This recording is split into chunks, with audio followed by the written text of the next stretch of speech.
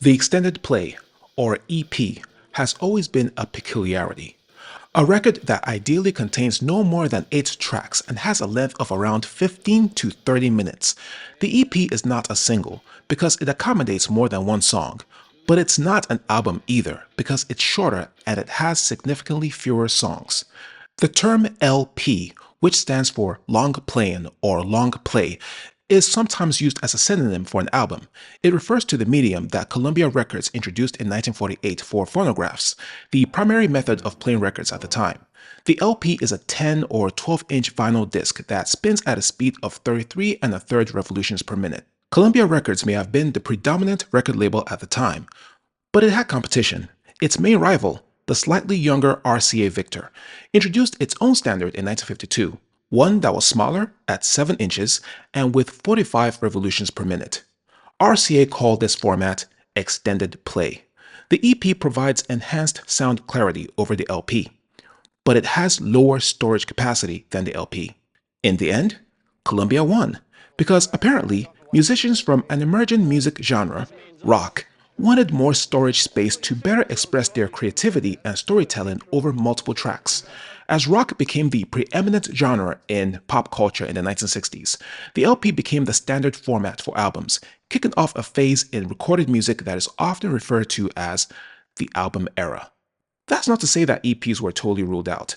Elvis Presley, for instance, issued almost 40 EPs throughout his career.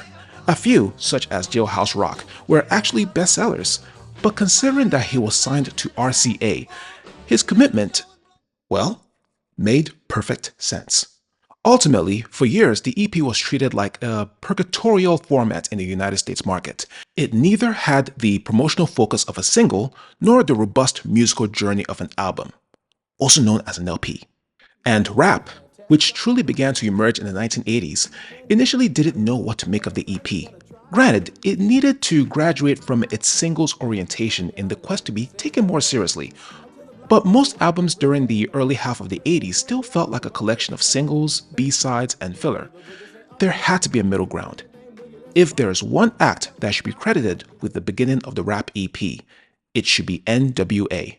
In 1987, the group released a 5-track record that consists of 3 songs and radio edit versions for 2 of them, primarily as a tool to attract distributors to their label, Ruthless Records.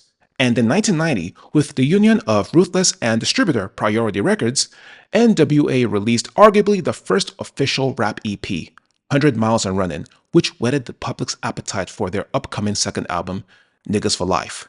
Entering into 1991, NWA and Ruthless Records were at the height of their powers, and they had seemed to master the art and strategy of the EP. NWA's formula was therefore primed for utilization on a like-minded group under the same stable, which, despite their promising debut, had found themselves in a bit of an unintended logjam.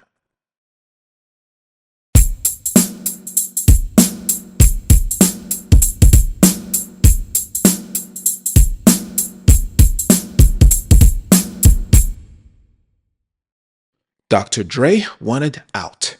For a guy who was the first one brought into what would become NWA and even attracted 3 others with him, served as the company's foundational producer, and had his hands on virtually every single Ruthless multi-track project between 1988 and 1990, with 2 of them going platinum and another 4 going gold, Dre felt undercompensated. Stepping into the scene to help him with his exit was Suge Knight, who had already embedded himself in the Ruthless camp as security detail, working his way through the small kingdom like a Trojan horse. Ruthless head honcho Eazy-e was unwilling to let his highly prized beatmaker go, so it took an ambush on April 23, 1991 to force him to sign Dre's release. The Dre affair threw Ruthless into disarray. The producer was still working on Niggas for Life, which was NWA's impending follow-up to Straight Outta Compton. Around the same time, Above the Law, still fresh from the promise of their debut album, 1990's Livin Like Hustlers, was working on their second album, which would be called Black Mafia Life. But there was one problem. Dre wasn't going to be part of it. For almost 2 years, ATL frontman Cold 187 had been under Dre's tutelage, bringing crates of records into the studio along with his crew's demo tape to clean up and re-record cuts for their debut album. But now it looked like Dre was done after finishing up Niggas for Life and the Jimmy Z album. The record label that would become Death Row Records beckoned, under the aegis of the same conglomerate that owned Above the Law's distribution company, Sony. And Suge Knight must have made note of that as he approached Above the Law. Dre's leaving, and you can leave with him, because your contract is the same as his. Terrible. Besides, you'll still be under Sony. Or you can stay and renegotiate. ATL chose the latter, preferring to work with Eazy-e, with whom they were comfortable and friendly, over jumping into the cloudy or unknown. But Sony owned Epic, which distributed ATL's work, and there was going to be a contractual breach if Dre was no longer listed as a producer. In addition, Dre was in limbo, done with producing for Ruthless, but still under contract to Ruthless because signing a release under duress wasn't going to let him go. Amid all this uncertainty, Above the Law did not release Black Mafia Life, which should have come out in mid-91, soon after NWA's album.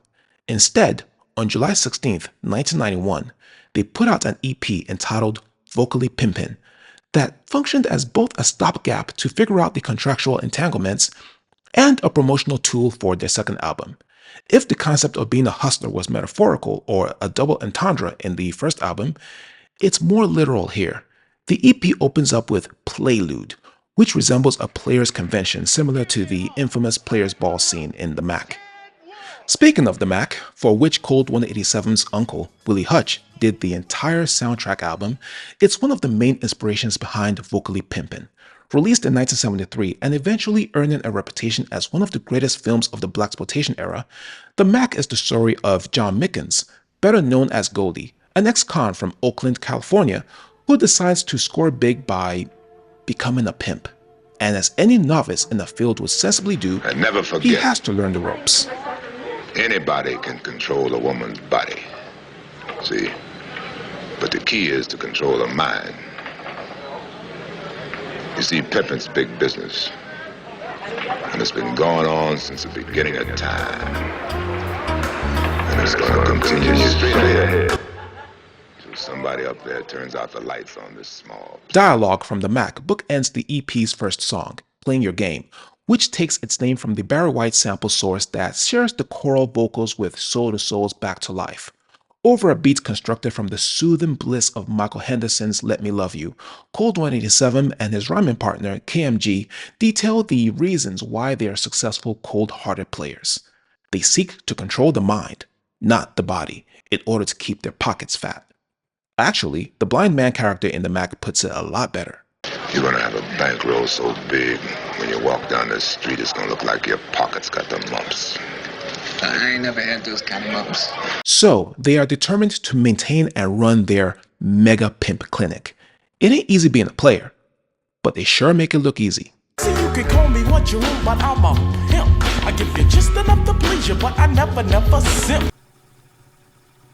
So play that game and true they edit. Peace from ATL, a true mega pimp clinic. Play Your Game is the EP's introduction to the evolving skill set of each ATL MC. Cold 187 was clearly becoming a master vocalist. His couplets were increasingly being enriched by his flow and delivery, which combined a high-pitched voice that is a cross between whispery and melodious with a controlled gunfire cadence. It was one of the most unique rhyming profiles during the early 90s. In fact, if you want to gather the progenitors of melodic rap, you better name Big Hutch among them. And Cocaine, by the way. And KMG no longer seems satisfied with mainly staying in the background. Vocally Pimpin' is truly where he steps to the forefront to be more effective as Hutch's partner and counterbalance, preferring to use his bars and deep deadpan to tell stories, thereby earning the moniker The Illustrator. In fact, the next song, Dose of the Megaflex, is all KMG, laying down more of his pimp game. Call me Elmer J. Fudd, I own a mansion in the yard. Call me KMG, I'm here to serve on the wreck. Slide our seat up through the window for a dose of the mega flex. But lest we forget, Dre's gone. Well, for the most part. That meant that Cold 187, with the help of his group mates, was responsible for all the mixing and production work of Vocally Pimpin'. Consequently, the crispness that was becoming a trademark of Dre's board work, and which was evident in Livin Like Hustlers, was no longer present. Vocally Pimpin' sounds muddier, murkier, and funkier. And there's probably no better representation of this new direction than For the Funk of It, which was released as the EP single. Interlacing the finger bass line of Slave's Son of Slide, the simulated canine pants of George Clinton's Atomic Dog, and a choral interpolation of Funkadelic's One Nation Under a Groove. For the funk of it is ATL at their funkiest up to that point, complete with rhymes that confirm the street personas they embody. They call me a G, but I never gang bang. Maybe because all the things I sing. They call me a hustler because the money I make. Call you a player? Maybe because all the I break. Honorable mention goes to other songs. There's the title track of Livin Like Hustlers, which reappears here as a G mix track and outdoes the original with the addition of funky guitar layers. There's Dose of the Megaflex, which features a burning pad and a howling synth. And there's BML, which rides on the funky warm synth that would help spawn a type of sound that ATL was silently working on. According to Cocaine, who contributed vocals to For the Funk of It, the Moog synthesizer, which the Ohio Players had used for Funky Warm in 1972, was part of their two-set, alongside Juno and Yamaha DX7 keyboards. Hip-hop artists sampling funk records was not new in 1991.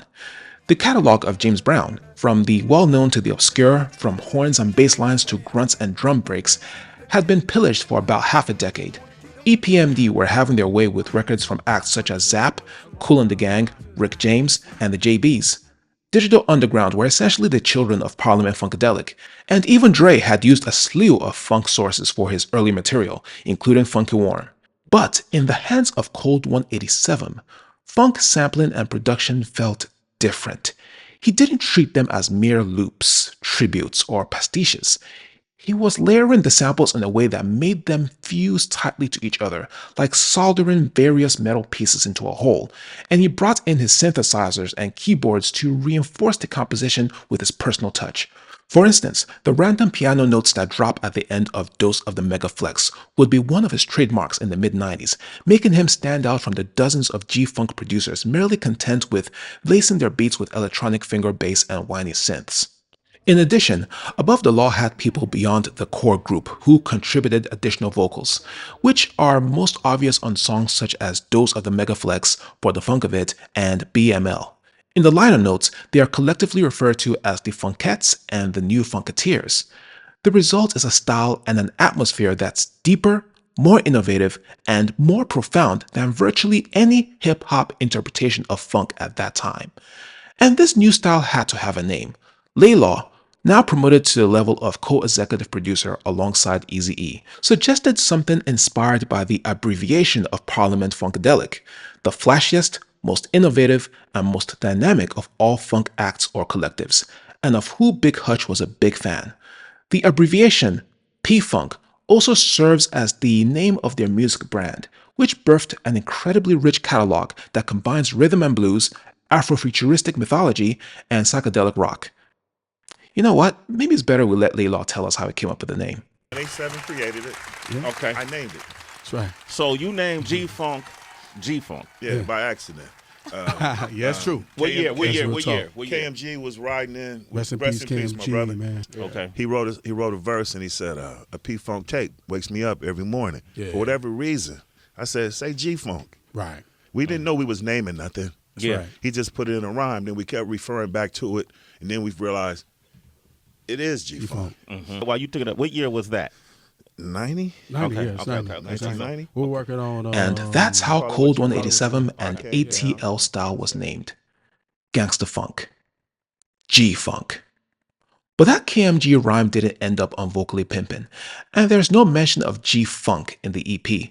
That concept was not ready to be shared with the rest of the world. That was scheduled to happen with the actual follow-up to Livin Like Hustlers. Plus, G-Funk wasn't going to be all about pimping and macking. Wicked is the lone wolf here, amid this sunny 70s style blaxploitation milieu. It's a terrific diversion, probably the most impressive song in the EP, because how in the funk of George Clinton's sweaty socks does anyone turn a celebratory song like Parliament's Flashlight into a supremely dark alley of sound? Corrupt cops, hypocritical politicians, snobbish black folks, everyone gets it, even the senator's daughter. Now daddy's mad for what you did to his baby, but I don't give a G, don't page me. The second half of Vocally Pimpin' is basically filler. The inclusion of the Livin Like Hustlers G mix is welcome, but not the radio edit of For the Funk of It, since it's already included in the single, or its so-called Pimp Sextramental, which is just an ad-lib riddled instrumental. The EP's penultimate track is where ATL takes phone calls in the radio station in anticipation of their upcoming album, thus the song title's initials. Well, BML's release date was to be determined, but at least with vocally Pimpin peaking in the lower half of the Billboard 200, there was enough interest to hope that the album would see the light of day. Vocally Pimpin is not a commonly discussed record in Above the Law's discography, and it's overshadowed by both the 3 ATL albums that fans and critics often celebrate and better-selling extended plays. But it has aged well as one of the rap genre's stronger EPs. Plus, it deserves to be applauded more often as the most convincing starting point of G-Funk. It could have been Black Mafia Life if it was released within the intended period. Unfortunately, Above the Law was about to find out that even the strongest of players can occasionally get played. So where do we go from here? You go all the way to the top if you're not afraid.